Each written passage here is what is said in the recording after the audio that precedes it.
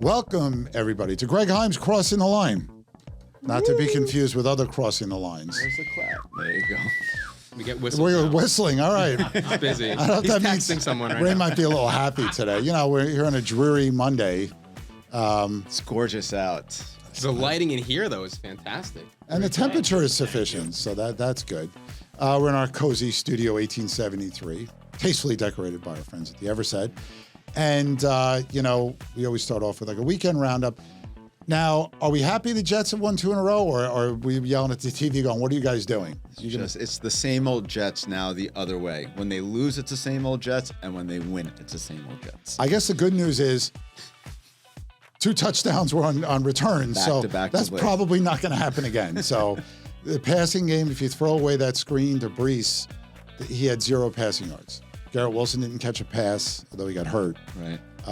The defense, the secondary looked okay. I mean, not great, but you have mixed feelings when you watch that. I know. Well, I just think about the fan bases that lose to the Jets.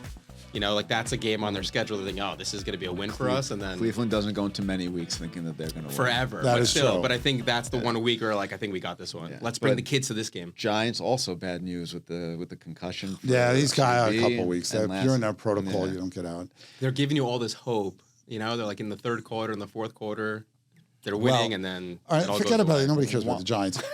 Wouldn't say So no my one. son now is, becoming a Bills fan, and my brother's up near there, like Bills, and Vince Rocco's always like Bills. Let him go. Bills. Let him have You it. lost to the Dolphins yesterday, badly. Yeah.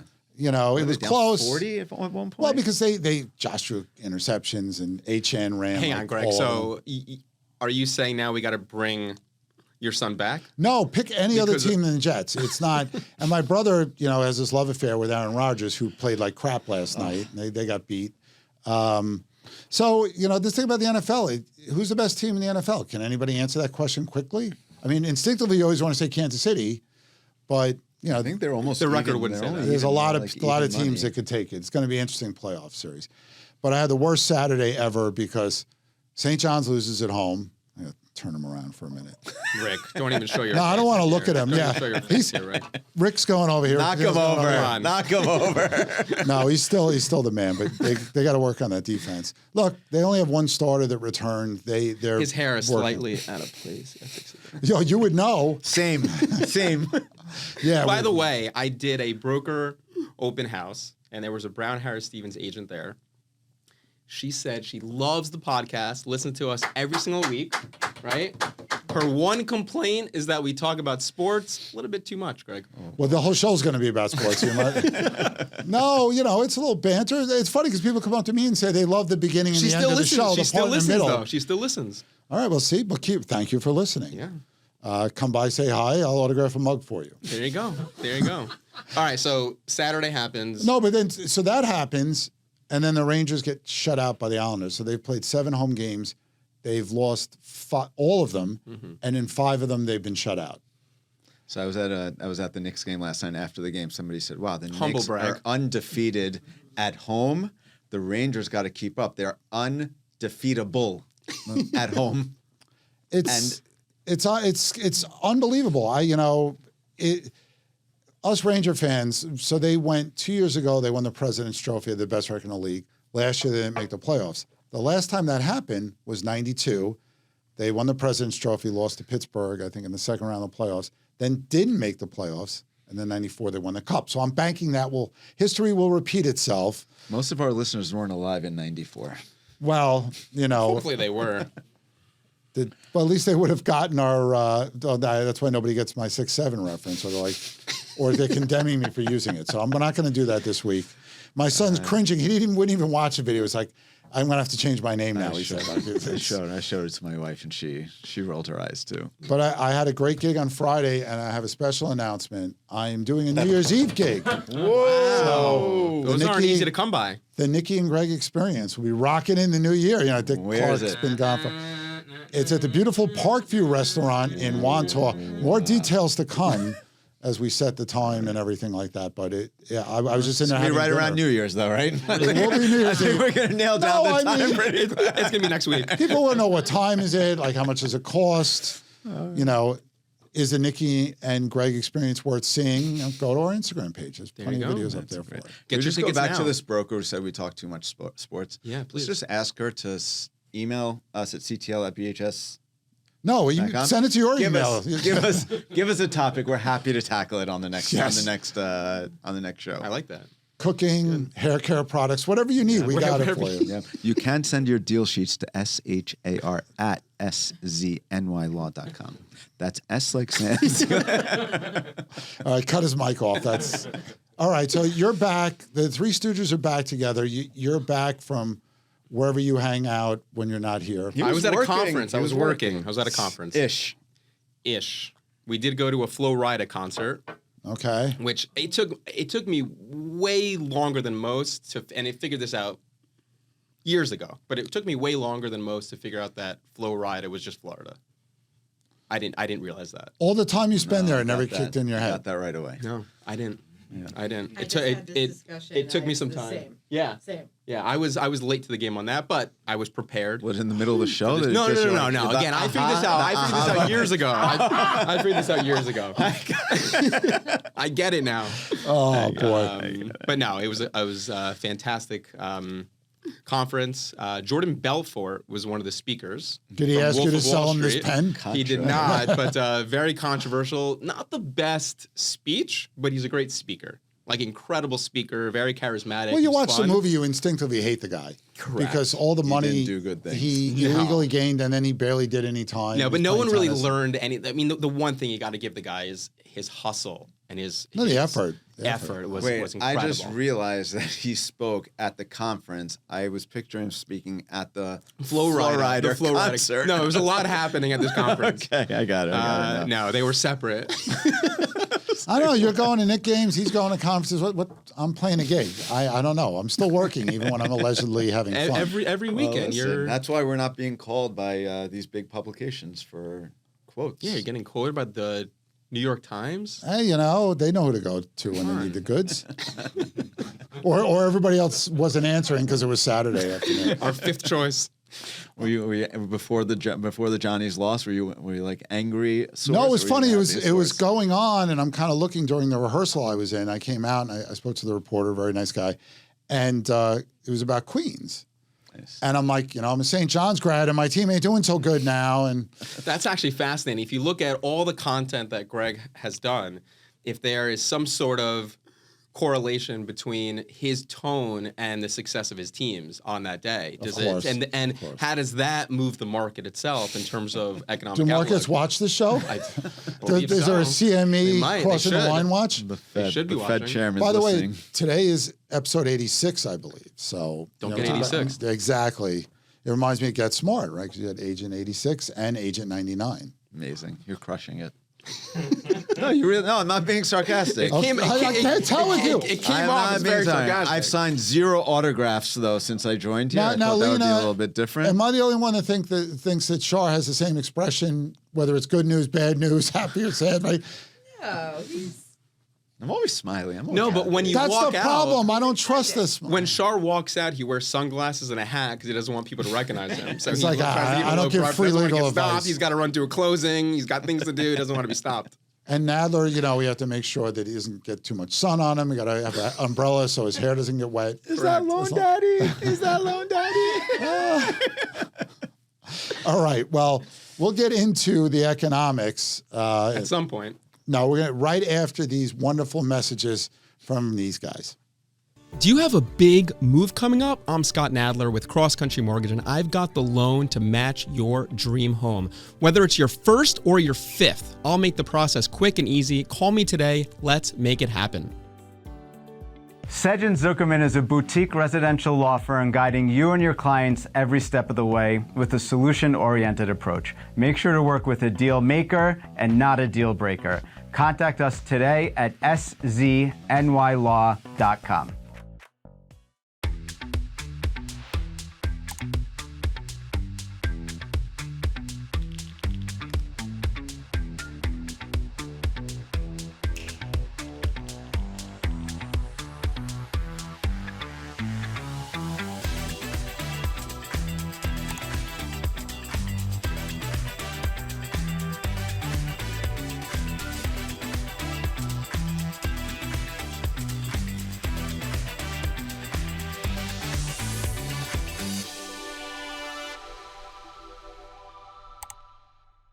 All right, so we're back. How about those commercials, right? I could just watch them all day long. Crush it, Scott. Talk about sarcasm. You know, we're all just trying to hit that bar of turning dreams into keys and being a deal maker, not a deal breaker. That's those are the words I live my life by. Thanks so much, guys, for that, and more importantly, the checks. That your support is well noted. Isn't there economic news that we? So talking about? when I wrote the blog this week, I did a nice reference to Marvin Gaye, What's Going On, one of the greatest songs ever written. Because we don't know, like, how good / bad is the economy. When you don't have data, or at least you don't have government data, you're kind of in the dark, right?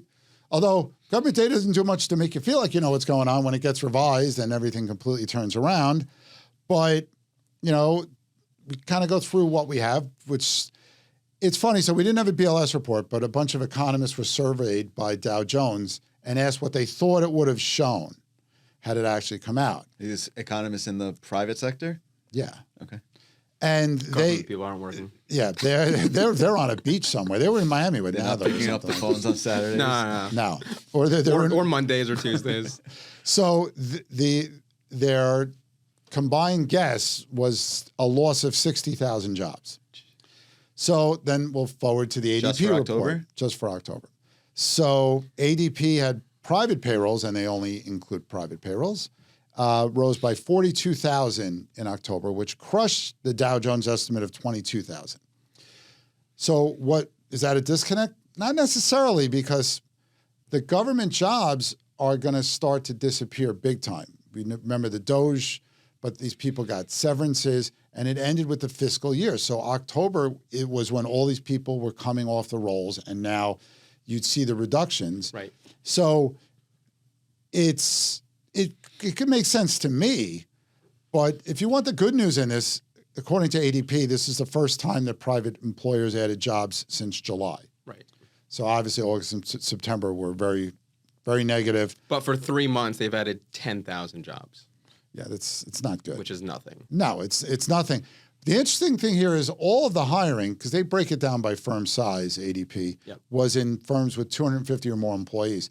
That kind of goes counter to what we're reading about, right? Because we're hearing layoffs, Well, Amazon. So ADP doesn't take into account Amazon, Meta, Google. I don't think they're part of it. So you're right. There's a big component that they are missing there. Revelio Labs is a data publishing company. They typically keep their information private, but because of the government shutdown, they've come out with their data, and they incorporate government jobs. They look at 100 million people, and they showed for October that there was a 9,000 job loss for that month. So, Well, a lot of people are going to say, well, how do you get 9,000 loss, 44,000 gain? Methodology, use Exactly. a sample size. That is how you categorize people. Just look, the BLS's own report has a payroll survey and a household survey. They're never in sync. right. So payroll. There was some interesting data, though, also, because I think it was 20 to 24-year-olds, unemployment's 9.4% right now. That's high. Indeed showed that it's the most amount of layoffs since February of 2021. It wasn't Indeed. I think in No, we're going to get to that in a second. okay. I'd love to correct him. Okay. It's awesome. I Make a note of that, Shar. He's been waiting. So Mark just it. 22 minutes in. just to put the bow on the 1304, yeah. on the ADP report, they look at pay growth two ways with names that sound maybe a little weird, but are obvious what it is: job stayers and job changers. So year-over-year pay growth for people who stayed at their jobs, 4.5%, pretty good, 1.5% higher than inflation. Yep. So people wonder, how are people still affording stuff? That's how. 6.7% for job changers, which goes counter to what we were seeing in the JOLTS reports, that people, that increase was not there anymore to change jobs to the level that it had been. So you basically have a labor market with decent hiring, if you want to go with the ADP report, which I guess we have to, and wage gains. Those are compared to last year? The year-over-year, pay growth, yeah, that's year-over-year. Indeed was then the job openings. Right. So we start I with was half right. we'll start with layoffs. The wrong half. Every day, there are massive articles about layoffs at all these big tech companies. And AI's overshot the mark, and tens of thousands of jobs are going to go away, like almost on a daily basis. So there's an outplacement firm, aptly named Challenger Gray and Christmas. It's ironic because that's usually when people get laid off, right? Is the holidays, unfortunately. They announced that 153,074 jobs. So we care about being completely accurate here, Shar. Just want you to know. No rounding. Were eliminated last month. That's the highest number of cuts in the month of October in over 20 years. Yeah. No, but you were right about February 21 for Indeed, but that was job openings. So the lowest level since February 20. That's not that bad, though. I mean, remember, once the economy opened up after COVID, job openings were at record levels. Right. And even the government has only tracked it since, I think it's 2000. So the data isn't that. And we've talked about how that's misleading because jobs can be advertised different ways, different places.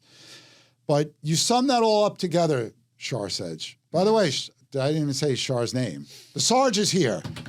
I got to give Nadler attention. Thank you. That's all right. All right, so He hasn't been here for a bit. up everything we just said. Hiring is okay at best. Right. Wage growth, good. But layoffs not sounding good. Openings not sounding good. You got to give a letter grade to the labor market. What are you giving them? I'm going C+.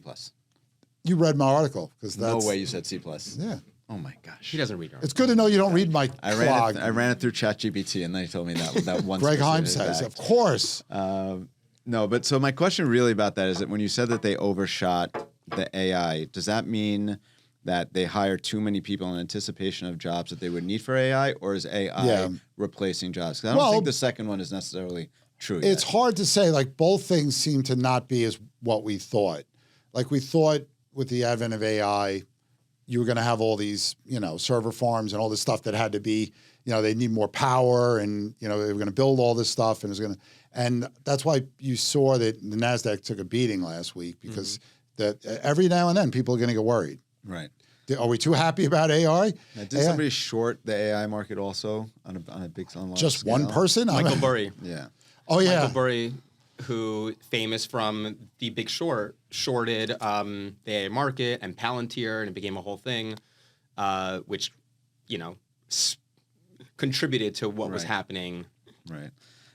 But I think people who are worried about AI taking jobs, I don't think that's going to be an issue, because these AI models are going to end up creating companies that are going to be larger than anything we've seen before, and those companies will end up hiring all the jobs that they may lose over AI. So it's hard though. My son is a freshman in business school. I almost don't know what to tell him, because you need to learn. You need to learn how to use it. No, I get that, but by the time he gets out in 4 years or whatever it is, old. The whole thing could change. This I think the thing about AI is it started like helping you write term papers, but now you can't even do that because the schools know how to figure out. Yeah, but they do. You throw data in there.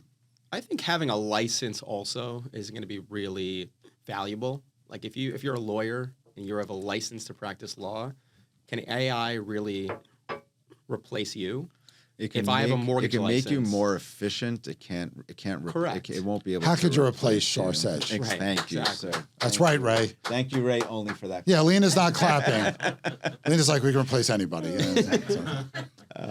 But I think the idea is that throughout history, always, anytime there was like a big advent of technology of some sort, everybody was like, oh, what's going to happen to all the people who are going to be unemployed? Because Yeah, of robots were going to build everything. We're never going to have humans making But it goes cars back again. to the printing press, automobiles, televisions, the internet, and every step of the way, we were able to manage and create more jobs, different jobs, and it's how you take that and apply it to the systems that you're using. I think that's right. That's going to make you more efficient.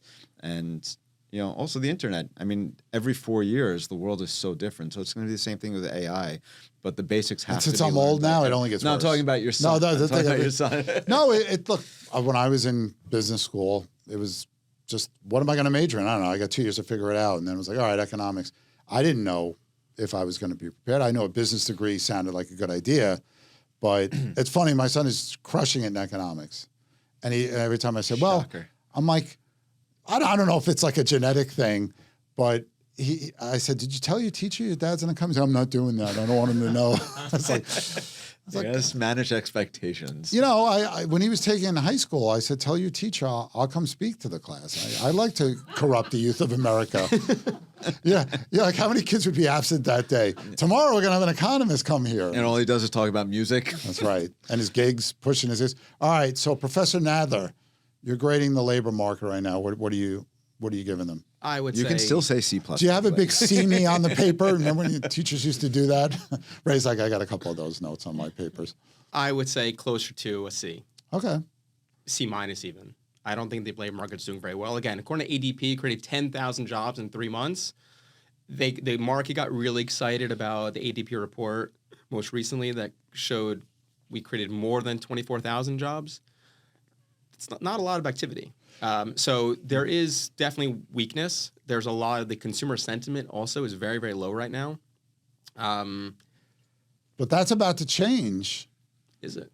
Well, because now by the time this could all be settled before we do it, but it looks like there's a deal to end the shutdown. Now there's procedural things that can get in the way. So Everybody's unhappy, which means it's probably a good deal. well, because they're going to get lawyers involved too, and then nobody's happy then. I I don't know, but I think it's still, you know, JetBlue, PetSmart, Chipotle, and What do they have in common? I'm waiting to hear. what do they their all have in connection. common? They all came out and said that their customers, the lower to middle income customers, are not coming as frequently to their establishments. So it's more higher income Wait, people. PetSmart? What are the pets eating? Even PetSmart. It's funny. I see like pet stores, pet urgent cares popping up all I over know. the city. Yeah, now. pet in urgent the city, cares. they are everywhere. Yeah. I know. But it is telling that even a Chipotle is experiencing that, where they're seeing kind of the demographics of people that are coming to their establishment. It's used to be a lot more lower income people, and they're not even coming anymore. So that all translates to what's happening in, again, consumer sentiment. I think it's at a 70-year low right now. Yeah, and it's near as low as they've ever measured it. Right. But the thing is, you know, going to your comment about the hiring, the good news is the firing is not taken off like people thought. And, you know, they can eliminate jobs in one part of a company and put them somewhere else. You know, this is why it's the no hire, no fire economy. Right. So if you still have a decent amount of jobs, available jobs out there, allegedly, you know, we'll see if they actually hire for those people. I think you have to expect some sort of slowdown because it's been a phenomenal run of hiring since the pandemic, you know, since we reopened. But also, you know, we know that we want the economy to slow a bit so inflation gets lower. So I think the uncertainty I totally get, but it shouldn't be a surprise to anybody. Right. I think going back to your son, student loan debt in our country also is still very, very high and hampering a lot of people. And you have now a they have to young pay it generation. again, you So know. now you have a young generation of people who think housing is unaffordable, which in many areas it is, and they have this student loan debt, and they're out there protesting about every social cause out there. And how student loans are underwritten in the future, I think is going to change in a big way. Your son getting a business degree is going to lead him to practice business and earn income, whereas someone else who has another degree in some of the social sciences that Economics is a social science, just to be clear. or something else that doesn't have as much income power or income potential. Another job that like I have a niece that's thinking of majoring in philosophy. I said, companies don't hire philosophers. Right. You know, so do you want to teach? Do you want to? Sociologists, Right. same thing. So if a lender is lending to someone who is a business major versus someone who's studying medicine. sociology, let's say, something that, again, is not going to have as much income potential, that has to be underwritten differently. You can't look at those kids the same way because you're underwriting it based on what their ability is to pay that Pay loan it back, just like your credit score determines. just like what we do on a daily basis. Yeah. So, You know- and these student loans have hampered a whole generation of students thinking like, okay, I can just borrow this money, I'll study art history, which I'm passionate about, and then they end up not being able to enter a business or a career with that degree, or it doesn't do anything for them, and they're stuck with this debt. Crippling debt. Yeah. Well, I think you know something about you know loan debt, right? Being a lawyer, it adds a lot of money. Yeah, absolutely. And by the way, remember, you have to promise me to hire my son if he does go to law school, because he's thinking about it. I'm happy. Well, I'm you happy got to like have 8 years to figure it out. So They are hiring. I'm happy. I'm happy. well, that doesn't help me now. It might help me now if he was, Yeah. But the problem is also education of these kids of how it works. I made a huge mistake. Nobody told me that when you defer your interest, you don't have to pay it back while you're in school, and you have a 6-month grace period after school is done. But if you don't pay back in that 6 months, all that interest becomes capitalized, and then you start paying interest on that over the term of the loan. Mm-hmm. So it's not just I'm an art history major. It's also I'm probably not learning the details of these loans, and then you're just drowning for a really long time. 100%. A really long time. well, So- what upsets me is you look at these universities and the prices only go up. But they have multi-billion dollars of endowments, Right. billions and billions of dollars, and they still keep raising their tuition. yeah. So Someone's got to explain that to me. Florida has this great program, somebody was telling me, where a grandparent, Slow rider. Florida, I'm never going to hear the same, where a parent can basically lock in tuition for their child now. Wow. So this grandparent was telling me for her grandchildren, each of her grandchildren, when they were 6, 7, 8, one of them was a little bit older, you basically pick you don't pick a state school. They have a formula of how much the tuition is there. Mm-hmm. You can pay monthly between the age of the kid now and when they go to school. So some of the kids were 5 years old going to school when you're 18, 17, 18, 19. She said, I paid $30, $50, $60 a month per kid. And when the kid got to college, first year was free because I had already paid it off. And you can also assign it to different kids in the family. So if one kid doesn't go to college or goes out of state. So That sounds like a 529, though, kind of what I do with my son. You start right away with your young kids, Shar. My kid's going to be 2 on Friday. So if you want to donate to the 529, I'll open it up. No, I don't want to do that. Same email, Shar at. My, what's his Venmo? No, it's good. Registered at The good Venmo. thing about 529 is you can get your whole family involved, and you register credit cards. A lot of restaurants participate in the You Promise thing, so a percentage of what you spend will go there. You can buy things online and you get money in there too. And once, I'm a big proponent of the bucket system. Have a bucket for everything, And, I was able to tell my son, I got you for 4 years. And he was like, amazing. you do? And I'm like, yes, but you go into public school, but you have a degree or you're going to be in trouble.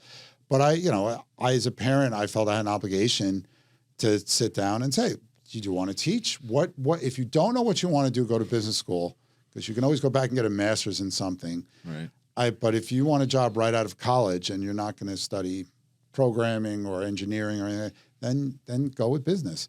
It's a reality. When I went to college in the 80s, it was like, pick anything you like, ballet, whatever. Hair care, you could do whatever you want, Scott. Now you can't. Never misses a moment. Man, just having hair is a liability on the show. Well, you're outnumbered, buddy. That's it. You're outnumbered. You got more on your face than he has on his head. I'd be very upset. All right. So we're painting this bleakish picture. By the way, it's not a coincidence either that credit card delinquencies are the highest they've been since 2009 as well, which is another data point. And that's signals sitting at what's about happening. $1.2 billion, I think, is the Student number. loan $1.2 trillion, delinquencies are at sorry. 14.3%. Wow. Serious delinquencies, 90 days or more Well, you see late. in auto loans too. I mean, These are not good data points to signal kind of the strength of what's happening in the economy. And again, that translates to the Can we talk about labor this one market more too. second? How does mortgage, No objection. How does mortgage underwriting address student loans? Is it just goes towards your debt to income? Yeah, it Fully? does. Yes. Now, if you are on a deferment plan and there's some repayment plan that you have, we can use that and then not count that debt. But we need to see what that repayment plan is. Right. But by and large, what Fannie Mae will do, for example, they'll take your student loan debt and they'll take 1% of that and add it as your monthly payment. Right. Freddie Mac, it's 0.5%.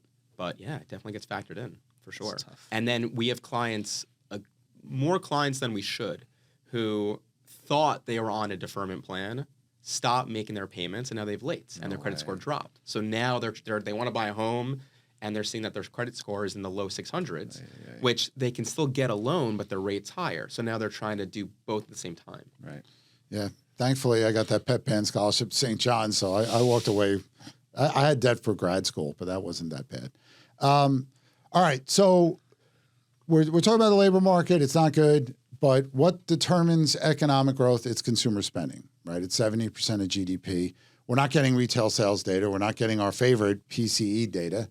So we're flying a little blind. But the Institute for Supply Management, the ISM, had their reports. They do one on manufacturing, one on services. Yep. And the number 8's in both of them, in the headlines. So manufacturing data has not been good. It contracted, that sector contracted for the 8th straight month in October. Right. But again, it's like 10% of GDP, so who cares?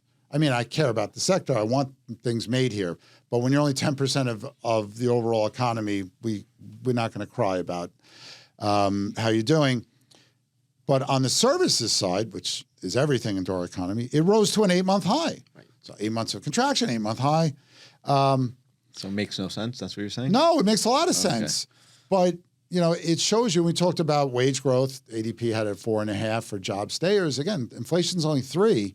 So you're still getting wages outpacing price growth. Right. And that's how this keeps happening. But in any market, in any economy, people charge too much stuff. Mm-hmm. Or they think their student loan pay, I don't have to pay that back, right? We were told we weren't going to have to. I shouldn't have to pay it back. Or, you know, they have to balance what they're going to pay in a given month. So I think it's, we're going to talk about housing in a minute in the next segment. But I guess the bottom line is, you know, the Fed's meeting in a month. After, with what's gone on lately, they don't know what, you know, they basically said a December cut's not a certainty, but we all want it. So it's going to be interesting to see how they view this data and whatever else they're able to come up with between now and then. Now, hopefully the shutdown ends soon, and, you know, maybe they get some November data that's useful. Yeah. But it may not be, even if they reopen today, you know, a lot of articles are saying there's not going to be enough time to get the Fed the data they're used to having. So that's why I was asking you this morning. Yeah, why are you sending me texts in the morning? I mean, put that through the proper channels, okay, Shar? His assistant. Jared messaged him over the weekend. He was complaining about it this morning. I text on a Monday morning. Because Jared doesn't, you know, he doesn't stop. I don't think he sleeps. Poor guy's trying to put out data for people. Needs a little help. You can contact Greg between the hours of 11 and 1, right. Tuesday and Wednesday. Tuesday, Wednesdays only, office hours. But don't text me, email me. It's a lot easier to ignore email than. So are the so with the shutdown, does this mean we're going to have no data for that time? Does it mean the data is not going to be accurate? Is it just reporting? Well, they can go back, just like they revise the data.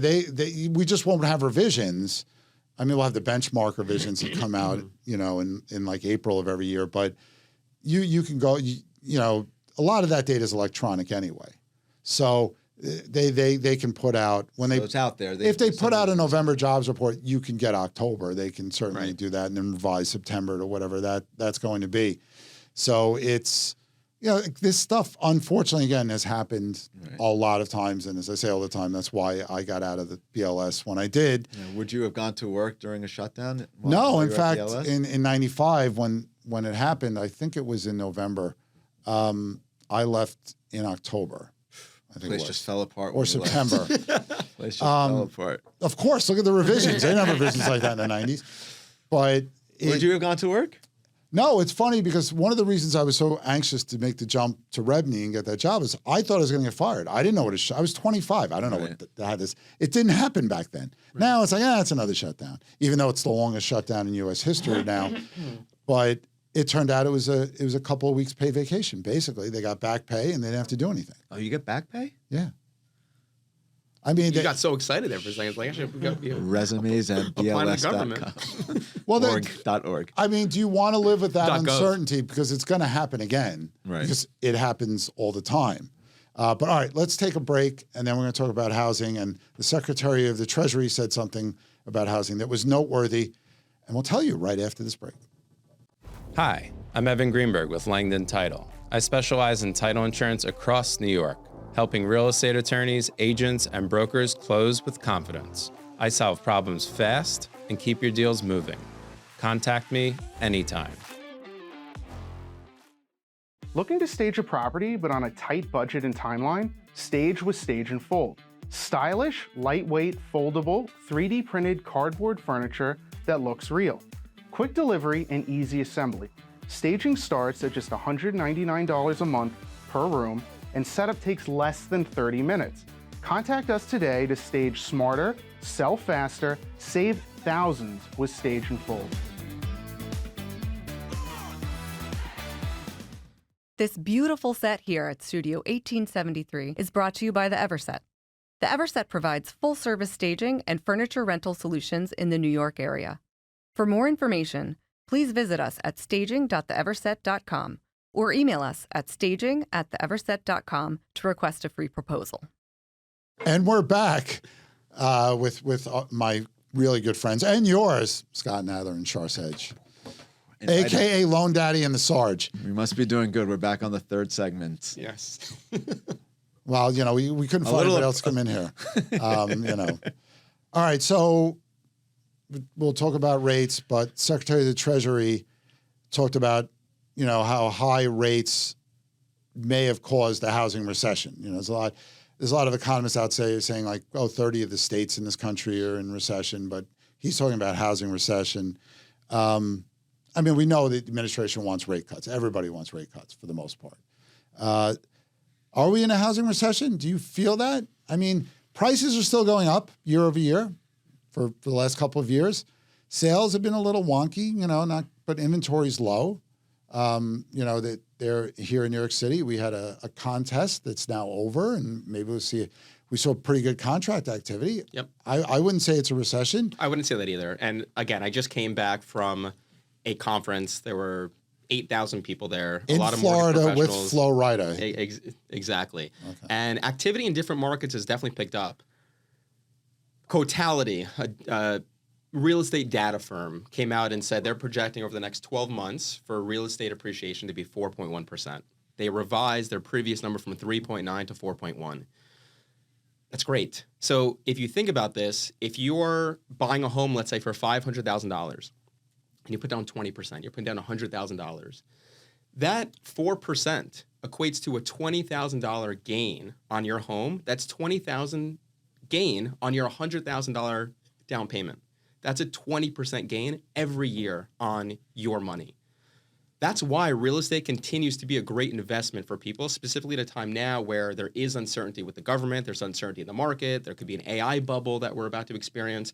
Housing continues to be that slow, steady increase that people are looking for, and these numbers show that. So what's your feeling, Shar? I know you said you've been busy. Like things, Yes. Considering all the angst here in New York City, we've had great contract activity up year over year the last couple of weeks. What's your feeling on this? Yeah, so we've also been busy. I didn't really see any overreactions last week. Everybody came back to work and, you know, sort of... Because that's what we do, you know? Business as usual. I would say the refi slowed down a little bit, even though rates didn't really... They were up over 100% year over year. They had to slow down at some point. Right. Scott's like, no, they didn't. They could have kept going. I think we still have some. I think either people didn't know that it was time for them to refi. Did you finish your Refi for Dummies book? Because you had your words, you had said that. I did say that. I think I got it down pat. I think I can do It's all it. right. with my eyes I closed. hide my Economics for Dummies books so nobody can see. I'm working my way up to there. I have Economics for Real Dummies. I'm going up. Exactly. You know. But I think the sentiment amongst us, and again, I don't talk to economists or you know people who You don't talk delve to into us. this What am I? on You a don't regular. talk to me. You I never texted call. you one time. I got blowback. The only time you should text He has me. PTSD now. The only time you should text me is, "Do you want my Nick tickets for like that?" It should start with that phrase. I have Nick tickets on this day. Done. Then I'm like, "Sure, yes, buddy, sure." I'll send you and Scott together. We can. Scott buys dinner. I'm in. Let's go. Yeah. But again, I think the sentiment here, again, what I was trying to say is that we're not experts or analyzing data on a regular basis, but the feeling with most of my clients and my brokers are prices are going to go up, and with rates dropping to where they've been, you know, lowest in a year or so, people are finding opportunity to get in before the prices go up. with the hopes that they can refi again in the next year or two. So Right. I think there's a lot of opportunity out there. For people There's a looking to get danger into to the that though, market. because a lot of people, if you bought a year ago, rates are about where they were a year ago, maybe a little lower, but a lot of people are like, wait, I thought I was going to be able to refi. And then I'm sure a lot of people saying, we didn't promise anything. It's an opportunity that can present itself. I think though, when it comes to housing, as much as anything else, it's about emotions and sentiment. You have the younger generation saying, we're never going to buy a home, never going to buy a home. I don't know about you guys. I felt the same way when I was in my 20s. I had a federal government job. I was not making a lot of money. It was like $30,000 a year. It's like, I'm never going to buy a home. And I didn't get one until I was 36. And it's never been easy, unless your parents gave you a down payment. Or now it's easier now to make a lot of money in many ways through social media and stuff like that. But for most of us, it's just work, save, get that down payment. Which you think about $100,000. It's like, when am I going to have $100,000 in the bank? But it's that discipline of saving. And that's what people have to remember. Like when people say, oh, you're lucky to have such a great podcast and a great job. I said, it wasn't luck. It was 4 years of college, grad school, 8 years toiling away at jobs that were good, but not great till you finally spread your wings. There's an old expression everybody always says, success doesn't happen overnight, but neither does failure. Mm-hmm. And I think it's a consistency of saving and getting used to that and not running up unproductive debt. Credit card debt is unproductive. Mortgage debt, student loan debt, there's an end game. Good debt there. and bad debt for sure. Right. There's always an excuse not to do something. So to your point, we've had clients over the years that will get cold feet about buying a home because the stock market dropped that day, because of different political issues that are happening. There's always something that can happen, and what's the media's slogan, I guess, is if it bleeds, it leads, right? So they're constantly putting out negative data, and with social media these days, there's so many videos out there about why you shouldn't buy a home. There's videos about why you should buy a home. And depending upon what you're seeing, can influence what your decision is on how you're going about this home buying process. But that's why I think it's so important to listen to shows like this, talk to your advisors, talk to your real estate agent, and kind of get a sense as far as what's actually happening in the market. I tell a story all the time. I was at a conference. I didn't get to go away. It was here in Manhattan. And somebody was speaking. On the west side, I was able to somebody was commute to the west side. Somebody was speaking. I headed down south, I forget where it was. But this woman who was the head of a small real estate company said, what really upsets me? They always ask the stock people about housing. You'll see it on CNBC and whatever business show you're watching, and they're always saying, no, buy stocks instead. But they never ask us housing guys about stocks. Like, that's not fair. Why am I not talking about AI on one of these business channels right now? Yeah. There is so much information out there, and people, when it comes to their money, which is a top 5 most important thing. I mean, you've got your health, you've got your relationships, and then maybe money's next. I don't know. I have a client right now who sends me an article from the Wall Street Journal. And the headline said, "Arms are back, which caused a financial crisis." So she is refinancing right now into an ARM. So she sends me that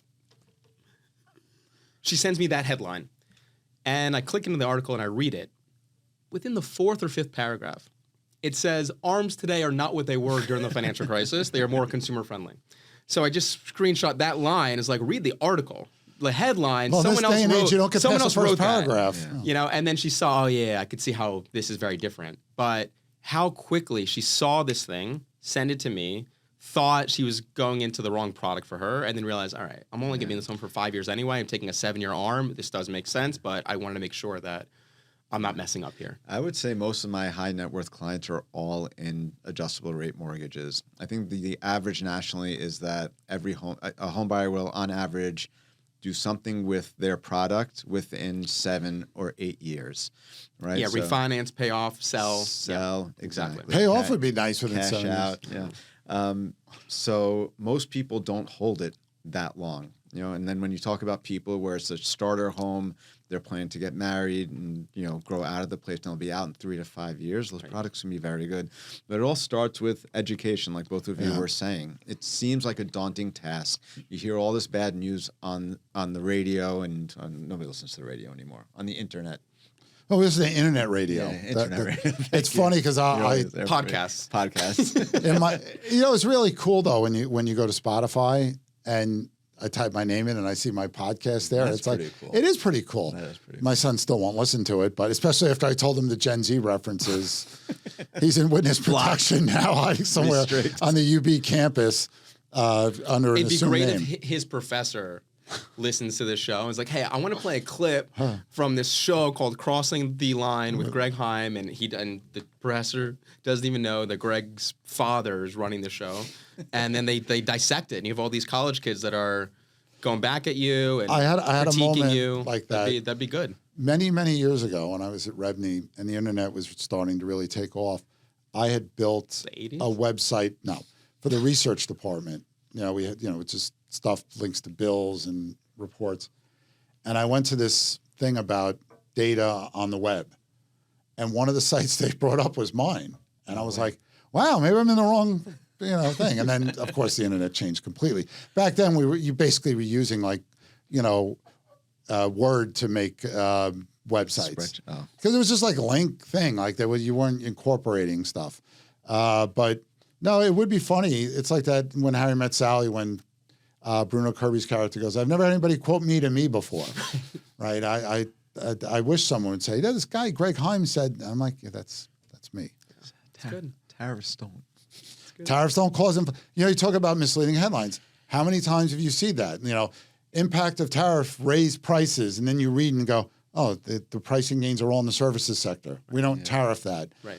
But how many times have we had surveys that we're quoting on these articles, and as soon as you dissect how they did the survey, who they contacted, how they collected the data, you can break it down so easily. Very often they start with an agenda and they fit the data to fit their. Like if we asked 100 bald guys what they think of Nadler's hair, what would the survey show? I'm pro Nadler hair. No. Let the record show. All right, I'm going to shave my head. No, what we're going to do next podcast is we're going to spike his drink.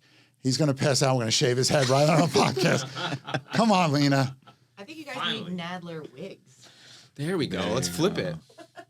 Thank you. I'm He down. already flipped his wig. A lot of hair phobias over here. Well, it's those of us that are follically challenged, have hair envy. What can I say? It's funny though because my bald is in, but just so you know, bald I know is in. If this was the '80s, we'd be in a lot of trouble because thank God I had hair in the '80s. But my brothers, I have 3 brothers. They all used to make fun of me because it was clear early on that my hair wasn't sticking around for long. Is that why you couldn't be in a hair band? Is that why? No, I hate that career music. didn't go? I could have put a love wig that on. Music. Like I said, one day I'll bring in my high school yearbook photo. You see, I had You hair. don't like Guns N' Roses? I liked Guns N' Roses, There you go. but That's hair a metal, band. you think of like Poison. Dokken. You think of bands like that. Bon Never. Jovi. I've never thought of Dokken before. Ray, have you ever thought of Dokken? Rat. How about Rat? Come on, Round and Round is Nah, a you're great just metal showing song. off. You're just. Okay, never mind. This is like the Warrant? acronyms. All those videos that Beavis and Butthead used to make fun of. Let's ask that broker if she prefers the music references that nobody gets or the sports. She's going to email us, so we're going to find out what topic she wants to CTL. for us to Well, talk about. The worst comment I got was from my old guitar teacher. He goes, "Oh, I watch your podcast every week. I love it." I go, "Really?" He goes, "Yeah, that little video that comes up on social media." I go, "Oh, the teaser." So you put in that 30 seconds. That's our you think, entire show. What if I'd have done that with my lessons? I just said, "No, I didn't look at all the notes you wrote on the chart." That's so good.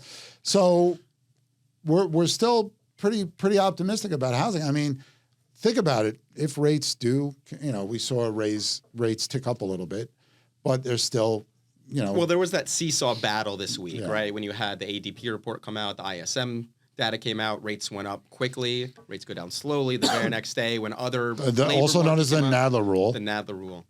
Right.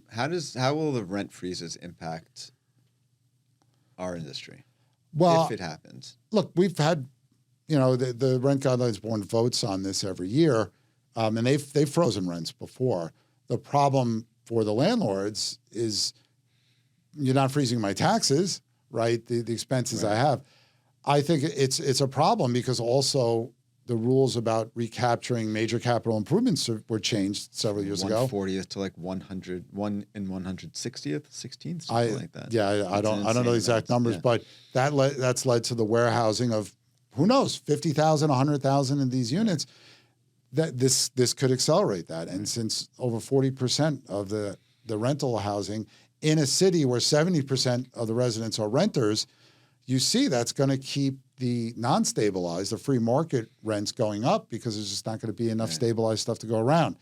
So it's tricky. Rent stabilization or rent control is very rare in this country. New York has it to an extent that nobody else has. Right. And it's a problem because how can you expect people to upkeep buildings when they can't, not only they can't recapture the renovations, but also, their taxes aren't frozen and any of their other costs. So the incentive structure is not.